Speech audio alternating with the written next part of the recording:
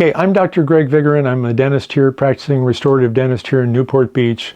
This is a series of videos on dental issues, and it's primarily for the consumer to understand how to pick, how to select, how to get better dental health care.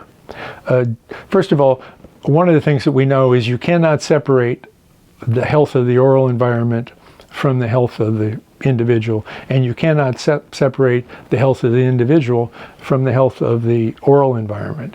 So it's all interlinked. But what I would like to talk to you about today has to do with bacterial contamination in restorative dentistry. Everyone who comes in, or almost universally, people want to know, does my insurance cover this? That's number one question. And number two, how much is it going to cost if my insurance doesn't cover it? Well, the procedures that we do here, most of them aren't covered by dental insurance.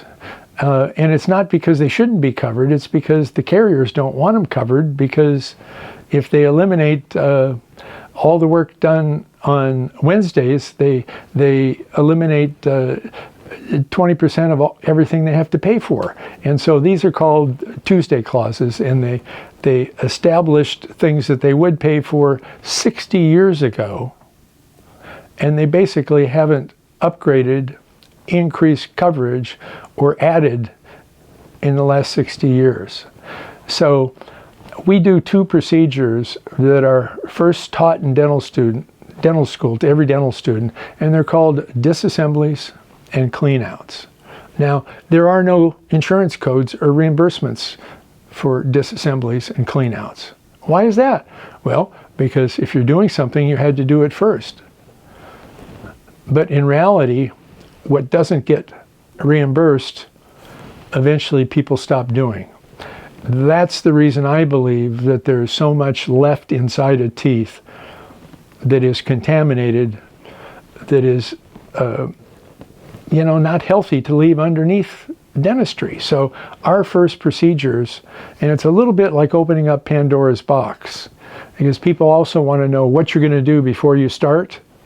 And all I can tell you is if you had a leak in the wall and the plumber came out and you said, how much is it going to cost to fix that?